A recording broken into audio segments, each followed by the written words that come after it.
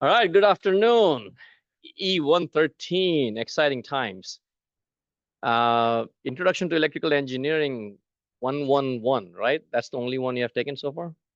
111, E113 begins your journey in a career as an electrical engineer. Excited. I'm excited too. I'm excited too. The last time I taught this class was like 5, 6 years ago. So um, I'm looking forward to it. All right, so my name is Hiren Trada. I'm your professor, instructor, lecturer for EE113. Um, again, as I said, this is the first of your mandatory required EE classes. So I cannot stress enough how important this class is. Okay, so I particularly like it that it's the basic fundamentals, and we get to experience this journey together. Everything that you learn in here is going to affect all other classes that you take going forward. Okay, not in large portion, but it's like saying that if you learn about, let's say in elementary school, you learn about addition, subtraction, multiplication, or division. You're not going to be assessed separately on each of those, but you still use those methods. So in a way, there's a rough analogy that can be made with something like that. You'll be learning about fundamentals of electric circuit analysis in this class, and then going forward, you'll need to use these techniques oftentimes in many other classes as you go forward. Okay. So again, I cannot stress how important this class is for your education as an EE student. Having said that, let me begin the class website. EE113.01. This is the front page of the website. If you have not yet logged on, please log on. It's mobile friendly. You can use it on a tablet, you can use it on a cell phone, but it's best viewed for the first time on a large screen device like a desktop or a laptop. So again, if you have not done so, please go ahead and do so. Class schedule, syllabus, student hours, and class notebook are there. Let's begin with the syllabus, and let me explain what students can expect. All right. So a syllabus is a contract between the student and the instructor. It basically tells the students what they can expect as part of their learning experience from the instructor. And from the instructor's point of view, we are setting the guidelines and the requirements from the students. So it's a contract between the student and the instructor. Okay. And said that, sometimes we do need to make some slight modifications going through the quarter. We do reserve the right to make any changes if needed, but usually we never have to. All right, let's start with course information first. The course description is there, course goals, learning outcomes, major topics. I'm going to go through here and I'm going to start with your learning experience. All right. So this course is structured with UDL principles, Universal Design for Learning. Okay.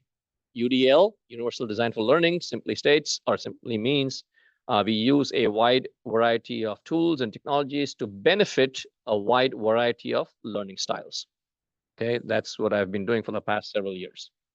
So let's talk about how I do that, and then we get into attendance and stuff. So what I have here is a writing tablet. Okay, I write on this. It's extended and connected to the classroom PC. Everything that I see here is projected and is viewable by the students on the projector screen. Okay. In addition to that, I log on to Zoom, and this screen is shared on Zoom. This is the only screen that is shared on Zoom. No other thing, no other personal information, no names, no other cameras, nothing else is recorded. Only the screen and the sound of my voice is recorded. Okay. So again, that's the class setup. That brings me into attendance. Okay. For labs, I make attendance as mandatory. We cannot perform hands-on procedures if you're not there in the lab, obviously, right? With lectures, I'm very flexible. Not just flexible, I'm very flexible, okay? You are all adults, or at least young adults. You are in charge of your education, or you should be in charge of your own education, okay? So I do not take attendance. I do not mandate attendance in my classes. You can attend class in person. You can attend it online on Zoom. Or third option is I record whatever is shown in the classroom. So whatever is shared on Zoom is recorded. and I post it on YouTube. Okay, so you have access to that also. So you have 3 options when it comes to, well, actually you have 4 options. First option is attending in person. Second option is attending online. Third option is watching the lecture videos at your own time and convenience. And fourth option is doing none of those things, which is fine with me, by the way.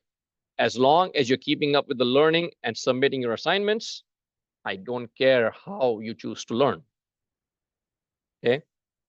So again, you pick and choose what works best for you. The YouTube channel is not monetized. Okay. More views is not making me any money. It's absolutely not monetized.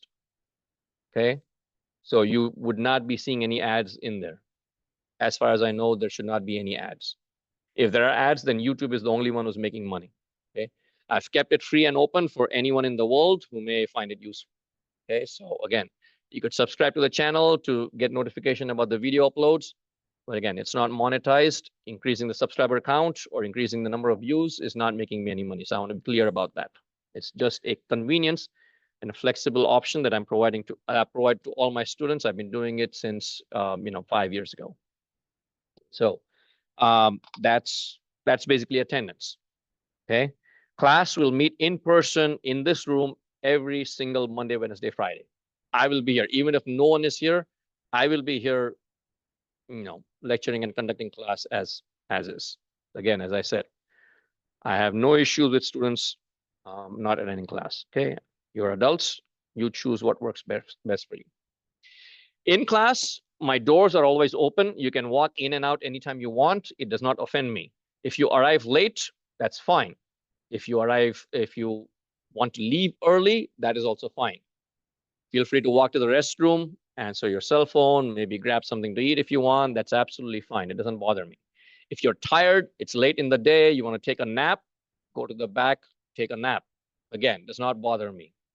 I'm not kidding. Seriously. I mean, if you want to sleep and take a nap for like 15 minutes, that's fine. You can always catch up with a recorded video later. Okay. Again, you pick and choose what works for you. Now, don't try this with someone else. They're liable to like drop you from class or something. I don't know. So don't try it with anyone else. All right. So that's the in-class participation. As long as you're not disturbing other students' learning, I'm fine and okay with it. Which brings me to food and drink.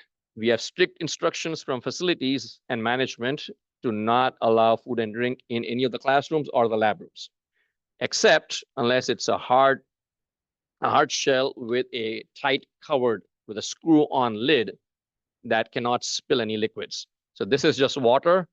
So that is fine. If it's a screw-on, either it's plastic or it's like metal, it's fine. But if it's a soft top, like you get like a to-go cup with a coffee or a soft drink, leave it outside the room. Okay. Especially this kind of room. Well, what is that? Grass-fed beef. So if it's dry snacks, it's fine. Okay. Unless you're bringing a packet of chips and opening it up, making a lot of noise or crunching sounds. Dry food is fine. Don't bring any liquid foods or mushy foods. No cakes, donuts, or chocolate. Not unless you're bringing some for me. I have a big sweet tooth. All right, so that's attendance in person. Let's go to other course information. Oh, you can switch modalities anytime you want. You do not have to notify me. You do not have to take my permission. If you're absent, you don't have to let me know, except on the days of assessments. Those are the only times when I will take attendance for obvious reasons. Okay, and I will talk more about assessments when we get to assignments. So again, attendance is not mandatory. One day you might want to come in person. The next lecture time you might want to come attend online. That is fine with me. Okay, you do not have to notify me. If you're going to be absent, that's also fine. You do not have to notify unless you're going to miss a quiz or an assessment. That's when you need to let me know. Okay. I use Microsoft's OneNote for all my, it's a digital note-taking software that's freely available. All you need is a Microsoft account, which is what your Cal Poly ID would give you. So it's not a paid software. It's a free software available worldwide to everybody. You just need a Microsoft account, okay? Which again, your Cal Poly ID is linked to a Microsoft account. So Microsoft OneNote has a class notebook feature. This class notebook is basically at my end. Whatever I do at my end is automatically available at the student's end in real time. It syncs in real time. If I write something here, it's automatically available to students at their end. Okay, so I strongly recommend that you sign up for this class notebook. So everything that I'm doing here is available at your end in the recorded video and also in the class notebook. The point being that students are free to pay attention to the talk and not get busy writing just notes. You can take your own notes. I'm not saying you can't, but I'm just saying that if you don't want to, my notes and my annotations will be available to you. Okay. All right, lecture videos we already talked about. There's a link on the front page. You can go right there. There's quizzes, student hours. Email address is h.calpoly.edu. Oh, by the way, I'm just hitting the important points in the syllabus. Okay, I can't go through each and every section and each and every line in sections and each and every word, but it'd be up to you to read through this. This is something you'll be doing for the rest of your life as an engineer. You'll be attending meetings, you'll be taking notes, you will be speaking with people, you'll be reading a lot of reports all the time. Okay, so this is, consider this as your first major challenge as you go along as an EE student. Okay, read through the main important points. The reason the syllabus becomes bloated over the years is because of, well, student questions, loopholes that students find. Every once in a while, a student will find a loophole in the syllabus rules, and then we'd have to update the syllabus to saying, explain why we have those rules in place and why students should have to follow those rules. So again, non-Cal Poly accounts, there is a rule. Well, it's not a rule, but you should not be using a personal email account to ask for any personal information. We should not, as instructors, faculty, and staff, we should not be releasing any information about you to a non-verified email address. So there is a reason for that. Anybody can spoof anybody's email. hirentrada719@yahoo.com. They could send you an email asking you something, and if you don't pay attention, you might think it's coming from me. It happens all the time. Okay, there's cybersecurity attacks happening all the time. So if you don't pay attention, if we don't pay attention, we might inadvertently disclose something about you to someone else. Okay, so I typically like to pay attention. So if you're using a personal email ID, I may not respond. You need to use your personal, you need to use a Cal Poly email ID to communicate with all faculty and all staff. You can forward those emails to your personal email account, but just keep in mind, you're going to be here at least 4 or 5 years. Thousands of emails. It's going to clog up your inbox. So I would suggest you create a separate private email account if you wish, and forward your Cal Poly emails to that separate account. Again, communication for Cal Poly, always ensure that you use your own Cal Poly email address. My office is in building 20, room 117. 117 is exactly up, well, it's diagonally across the SPL, the Student Project Lab, which is room 111. How many of you are aware of the SPL? I'm assuming most of you should be, right? Okay. SPL is like it's like a lab with the same lab equipment, except it's open to all students at all hours, as long as the front desk is manned. Okay. As long as somebody is in the checkout window, the room will be open. So students can go in there in that lab and work on their experiments anytime they want, which you'll be doing a lot of that in this quarter in 143. All right, office hours. My official, or this is my schedule for this quarter. I'm here pretty much every day. Not pretty much. I'm here every single day from 8 to 4. Okay. My schedule's packed a little bit heavier towards the front of the week. Student hours are Tuesday afternoons and Friday mornings. Those are official times, official office hours where I'm available to students. So I'm guaranteed to be available in my office to meet with students. Okay. If I'm not there, at most, I might have gone down to the restroom or something. But other than that, I will not be anywhere else except at my desk. Outside of these times, these olive green sections that you see, which is Thursday and in an hour on Tuesday and Friday, I will also be available in my office, but I may be somewhere else on campus, might be in a different professor's office, maybe in a different lab, or might be working on something. If you have a question, send me an email, knock on my door. I'm always happy to see students. So if it's just 5 minutes or 10 minutes, I'm happy to meet with students. Okay. So even outside of office hours, I am available. Okay. So flexibility is the name of the game here. If you need me on a Friday evening, send me an email. If we can't answer your query via email, we'll hop onto Zoom immediately and we can, meet on Zoom and get your queries answered. Okay. Sounds good? Okay. All right. Let's go to textbook. Now, the series, this circuit series of classes, 113, 211, 212, that's circuits 1, 2, and 3. In a quarter system, again, that's 30 weeks of circuits. In a semester system, it's called circuit analysis 1, circuit analysis 2, 15 and 15, 30 weeks, no different. Okay, you are learning what I learned 25 years ago or more than 25 years ago, learning exactly the same fundamentals. Just the methods and the mode of instruction might have changed, but you're learning the exact same fundamentals. The fundamentals don't change. We learn the English alphabet and the math numerals 30 years ago, 50 years ago, 100 years ago. They're still the same. Just the method of instruction has changed. Everything else is still the same.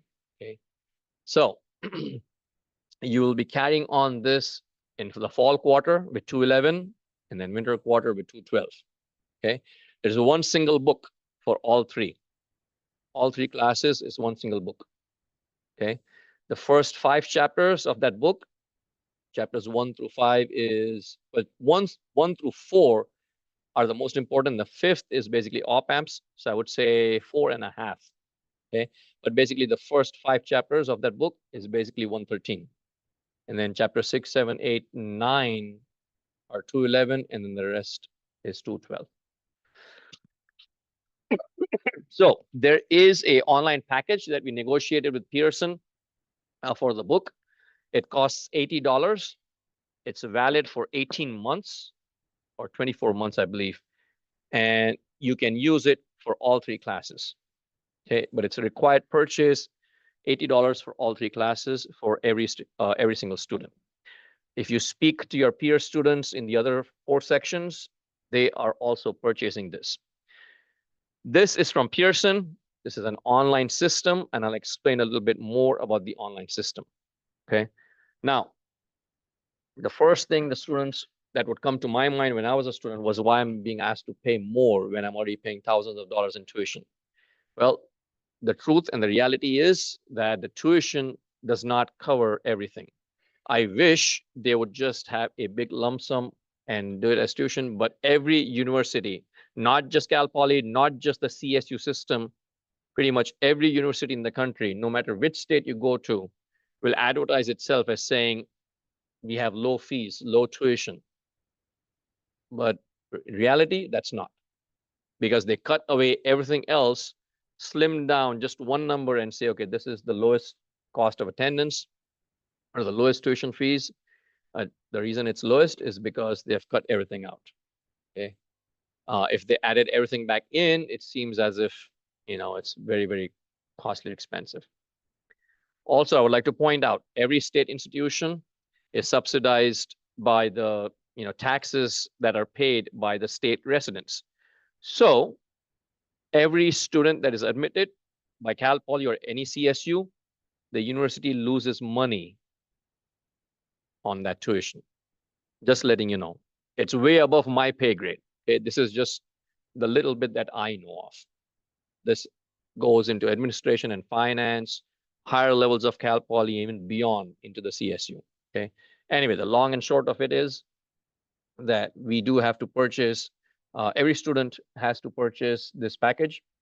It's a package that consists of a online access code, and it comes with the ebook, and it's valid for 18 months, if not 24, and it's valid for all 3 classes. Okay.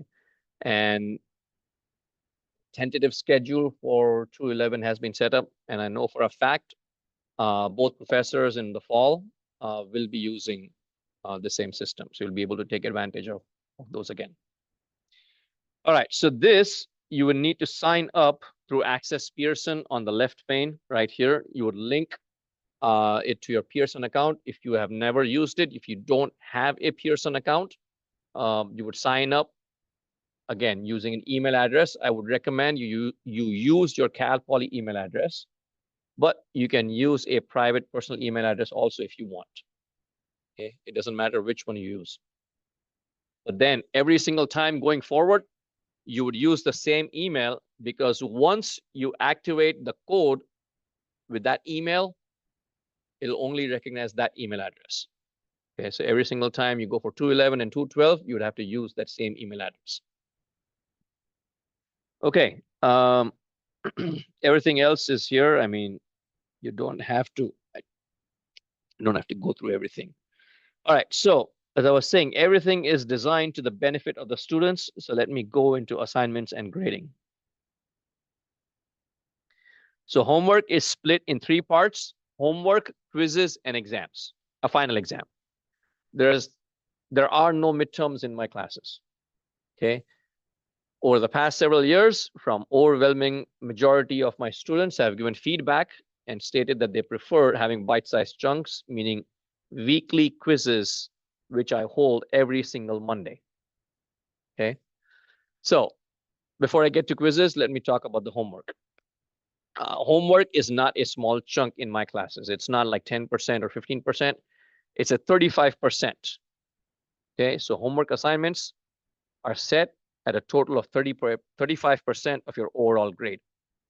So I structure my courses in a way that a student will receive their money's worth, not just in grades, but in learning.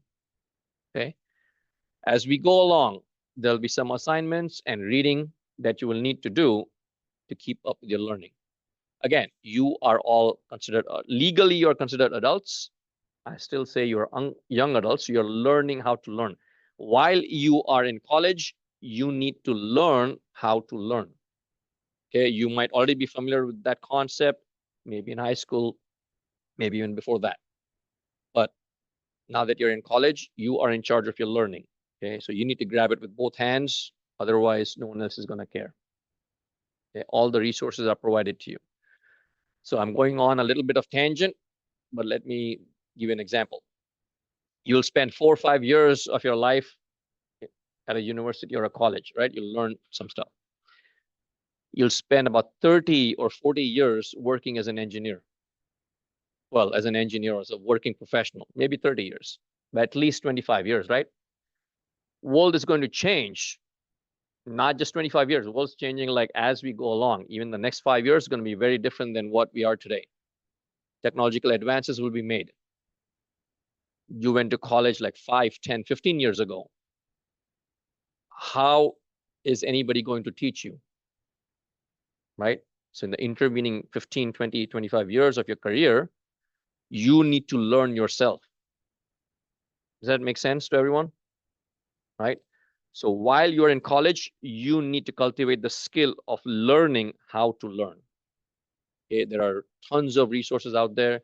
You can use AI if you want. I don't have any issues or problems with that. CSU is pushing for AI. It will soon become available for all of us as part of our Cal Poly enrollment. You can absolutely use AI to do so. One example I'll give you is you can ask it, explain Ohm's law to me in the style of Game of Thrones. And it will do so. It's very funny to read. Now, it's not like a really good job, but it's very funny to read. So that's just, just an example. But if you want to do serious learning, you can use it as a starting point if you wish. Okay, you can use it as a starting point.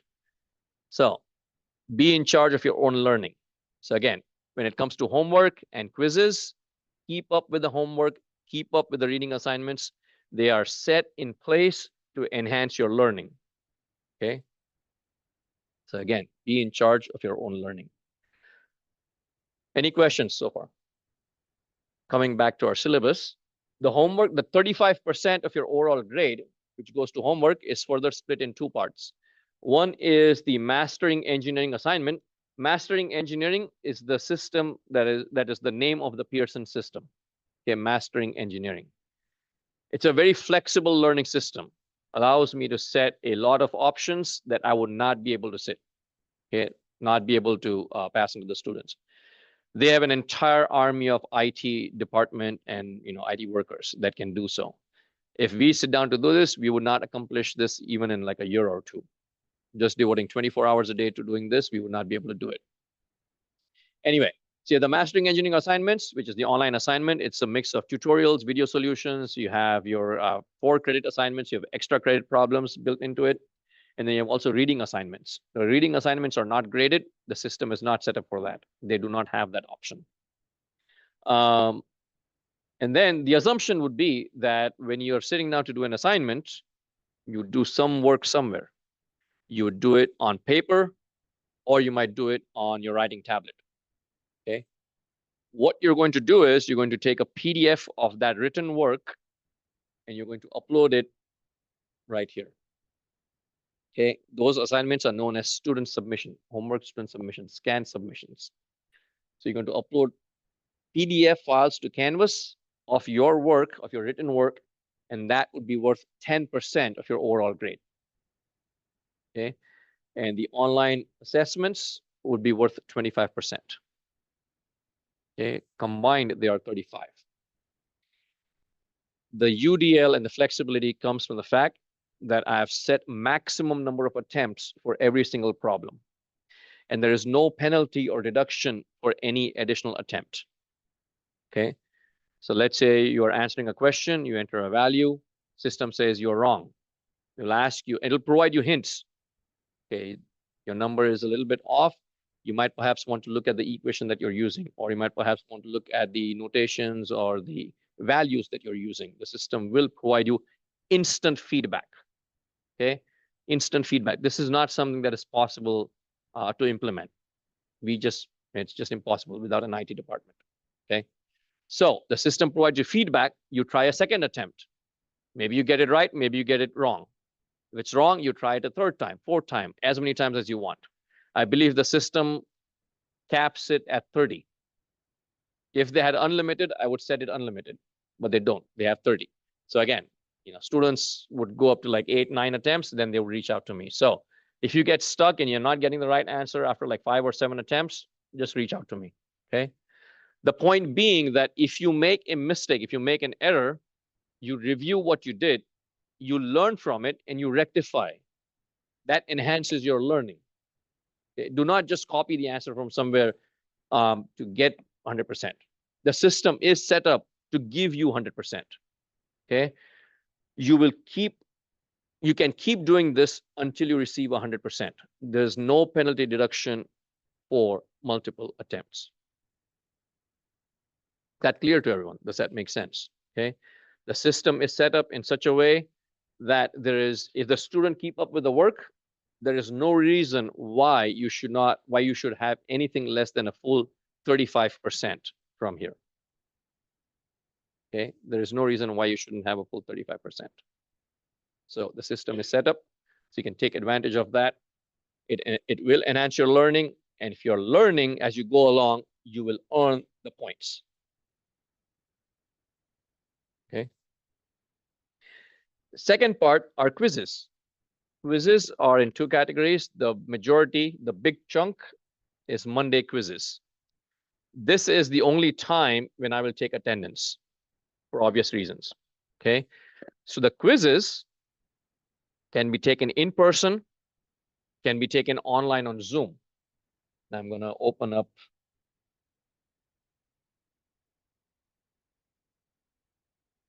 So we will have quizzes every single Monday.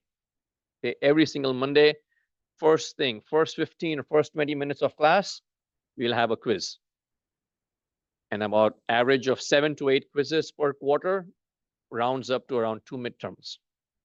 Okay, so again, every single Monday, I will assess students on the material we covered on the previous Monday, Wednesday, Friday. Okay, every single week. And those are in person or online on Zoom. It's not asynchronous, it's live and it's proctored. Okay. If you're online on Zoom, there are certain rules. Please make sure you read everything on this page. Okay. You must log on to Zoom. You must have your cameras on, pointing towards your work as much as possible. After the quiz is over, you finish submission, you can turn your cameras off, or you can log off Zoom completely. That's fine. Okay. That is the only time when I will take attendance. If you are taking it on Zoom and your camera is off, your work will not be graded. So again, read through those rules if you're going to be on Zoom. Okay. Yes.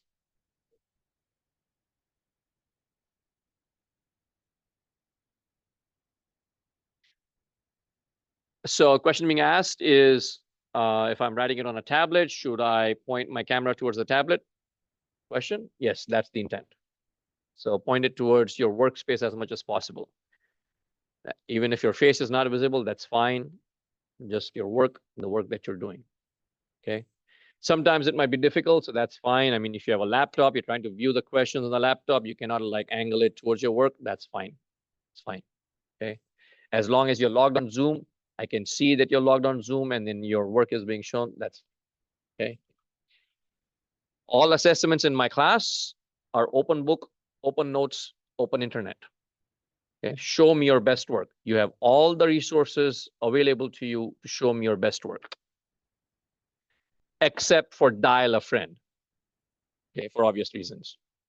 I mean, again, as I said, it's an honor system. If you're gonna go chat with a friend for answers, you're cheating yourself of your own learning. I'm not the learning police here. Okay, I'm providing you guidance. I'm providing you the resources. You have the resources available to you. Take advantage of the resources and make sure you enhance your learning. Okay, so open book, open notes, open internet. Use whatever resource you want. Do not dial a friend. Just work independently. Work by yourself. Okay, and show me your best work. So quizzes are open book, open notes. The Friday quizzes, we'll have every alternate Friday. There'll be a quiz online, but that'll be a mastering engineering quiz. It'll be a timed quiz, and there will not be multiple attempts. At most, there might be 2 or 3 attempts, but not more than that. Okay. And those are worth 5% of your overall grade. Okay, 5%. And so those would be right here, non-proctored. Those are not proctored. They'll open up Friday at 8 a.m. and they will close Friday at midnight. Okay. So those are the quizzes. Oh, one more thing about the homework.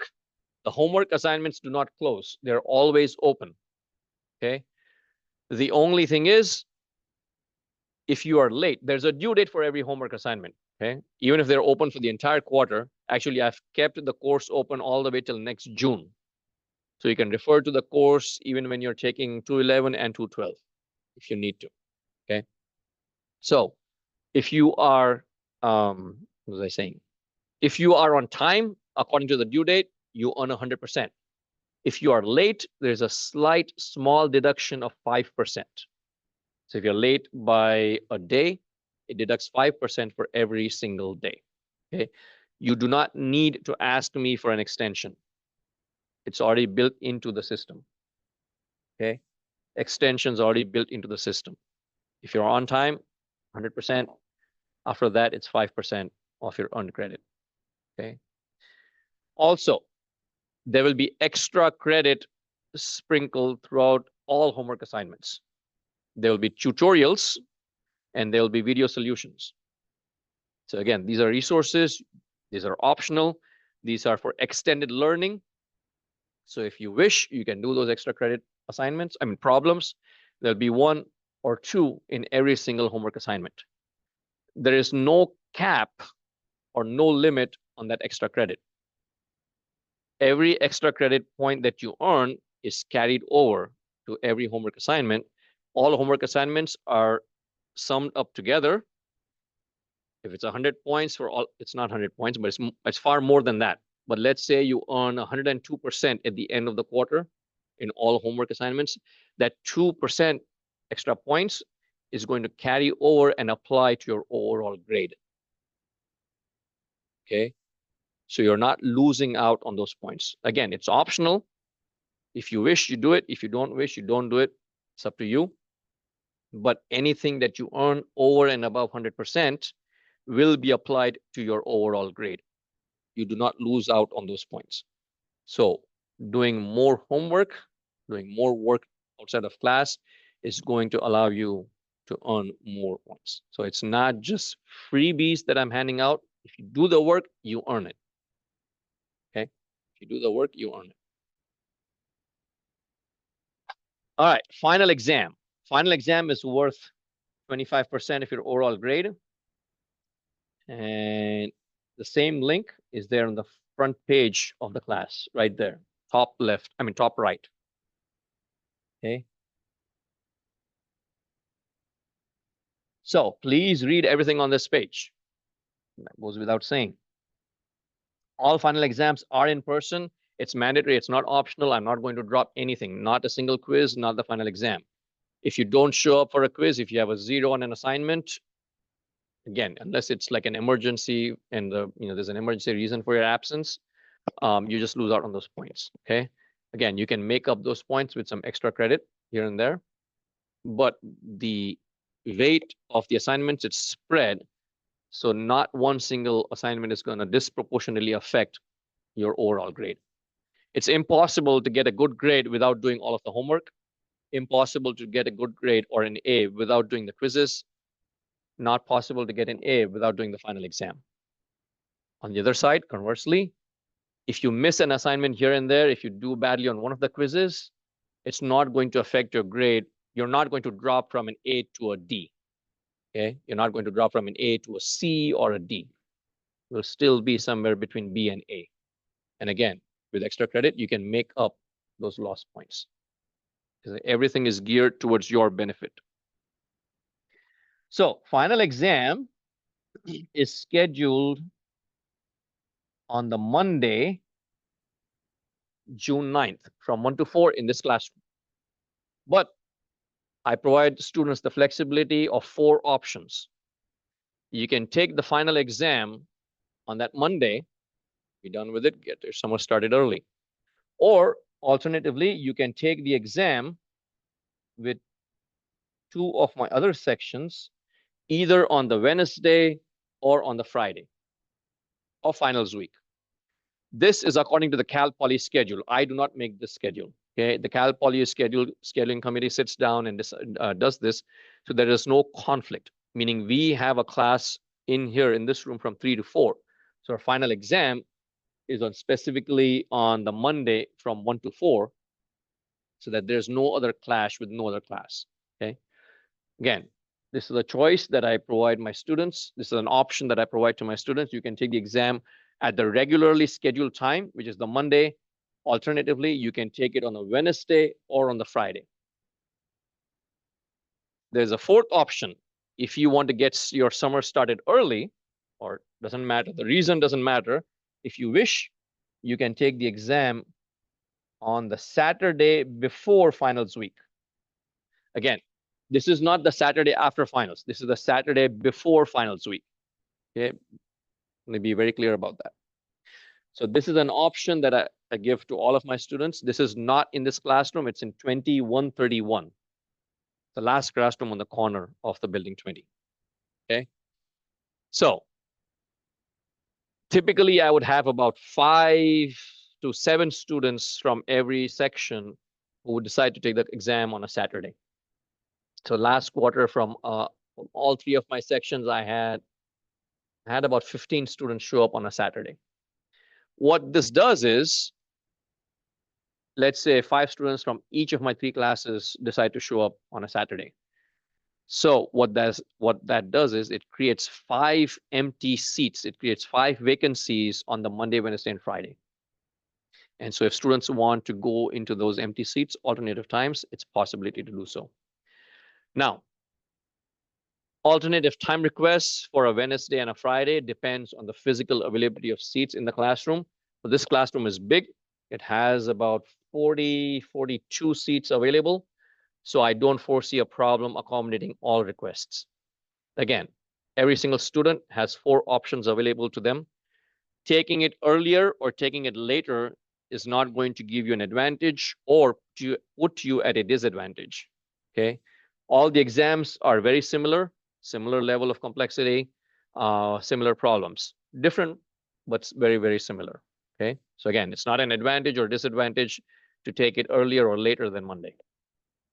You have the entire quarter to decide. You can submit. So there's a form at the bottom of this page. It's simply a Google form. And it's not anonymous. Obviously, I need to know which, who wants to come when. So you submit your first name and your last name, and you simply tell me which class you're enrolled in. You'd be 113, and then you tell me which class you're taking it. Important to remember, if you are taking it at your regular time, you do not need to submit this form. Okay, if you're taking the exam on Monday, which is your regularly scheduled time, you do not need to submit this form. But if you're taking an alternate time, then you let me know. So I need to know I'm within the fire marshal, the fire code's permission of attendance. Also, I need to know how many exams to print. Okay. Again, you can submit this form from now until the last day of the quarter, last day of the class. even if you submit an option and then you later change your mind, just submit it a second time. It's just fine. You can change your mind anytime you want. It's fine. I will look at the last timestamp for your request. Okay. So again, think on it, decide. If you decide to do so in a few days, you want to take it on a Saturday, submit the form.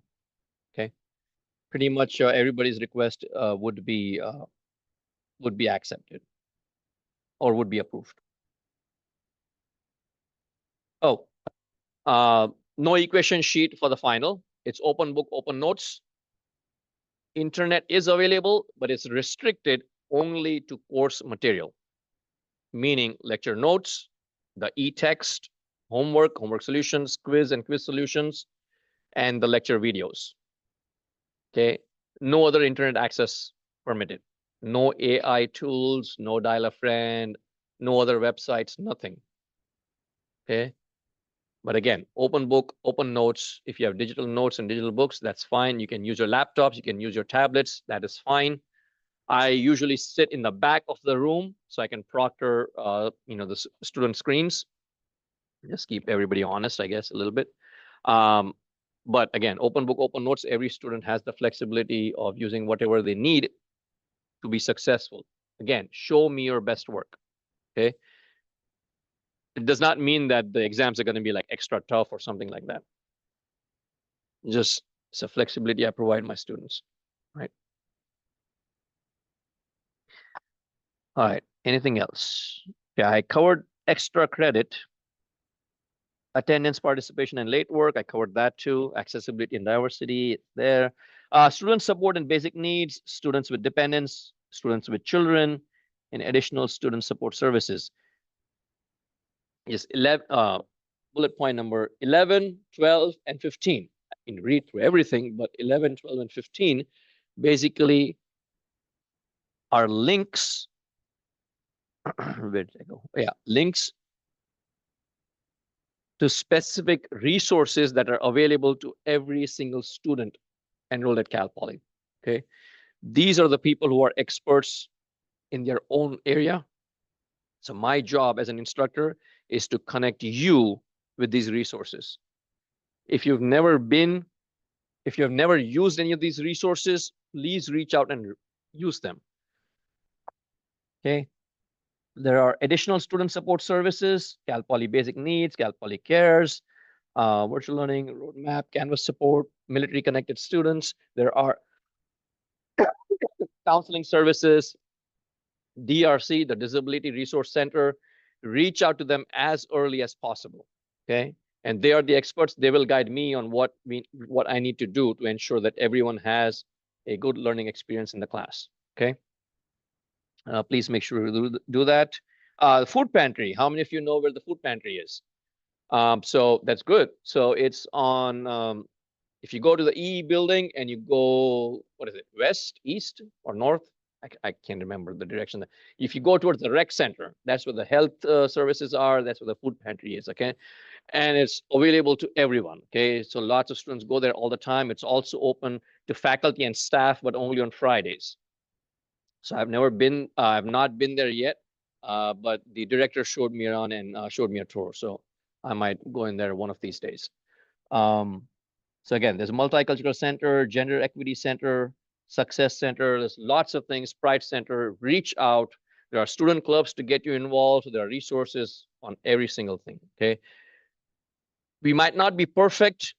Okay. Might not be able to give you everything you want, but hopefully there'll be someone in some way to help out with any specific needs that you may have. Again, please go through these resources. One last thing about assignments and grading is the instructor evaluations. So I'm assuming you have this is your first year here, right? So you have submitted evaluations for fall and spring, fall and winter. Okay. Some of you might have, some of you probably not. So these are very important to us. Okay. These student evaluations are part of our official employee record. They're part of our official employee file. We look at them very seriously. Okay. Every single fall, winter, and spring quarter, we have student evaluations that are entered into the system, and everybody evaluates. So there's peer evaluation committee. The chair of the department evaluates us, and then the dean also evaluates us. That's once a year. So we gather all the evaluations, and every January we create a file, and everybody in the system evaluates us. So this is where you let us know what works for you and what doesn't work for you. Okay. So it's very important that everybody submits this. It's a little bit of extra work, so I like to provide a little bit of extra credit for that. Okay, in the amount of the participation rate. There are 36 or 30 students in a class. If 15 of 30 students submit the evaluation, and these are completely anonymous. The only thing we see at our end are numbers. We don't even get the results in the comments back until the beginning of the next quarter. Okay, so feel free completely. Nothing is linked to your student account. So if I see 15 of 30 responses, that's a 50% participation rate. Every student in the class will receive 0.5 points of extra credit applied directly to their overall grade. If all students in the class participate, meaning I see 36 of 36 responses, every student in the class receives 1 extra point applied directly to your overall grade. If you're at 89, it bumps you up to a 90. And I'll talk more about the rating scale a little bit later.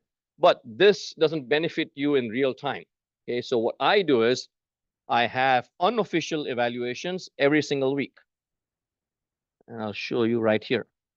We have a couple of minutes left before I need to pack up. So every single week, I believe either the Saturday or Sunday, there's this Google form, completely anonymous, does not require any information, personal information. Again, you can send this to anybody in the world and they could be able to submit this, but please don't, right? This is for your benefit. So this is the place where you let me know what is working for you and what is not working for you. This is like a middle person. This is an ombudsman. You tell it, this is great, this is not so great. And then when I review this, it tells me if I need to make a course correction in real time. This is at the end of every single week. Okay. The questions are exactly the same. So all you do is you select 11301. That's the class you're enrolled in. You select which week it is for. And it's the exact same rating scale as the Cal Poly evaluations. Okay. And that's it. There's comment suggestions in there. The rating scale, 1 through 5, 3 is not neutral or average. How much is 50%? If you end up with a 50% at the end of the quarter, what grade did you earn? It's an F, but 50% is average between 0 and 100, right? But 50% is an F. In the same way, 3 is not average or neutral. 3 is far below the department average. Department average is like 4.3. Okay, overall, like thousands of evaluations. Just letting you know that. So this is, again, anonymous. You do this. At the end of the quarter, I'll tally all the responses. 36 times 9 weeks. And I'll relate it proportionally to 2 extra credit points awarded to your overall grade. Okay. So again, read through this. Reach out to me if you have any questions. We're almost out of time. And I will see you. We'll end class here today, and I will see you here on Friday. Or maybe I won't see you here on Friday. Either ways.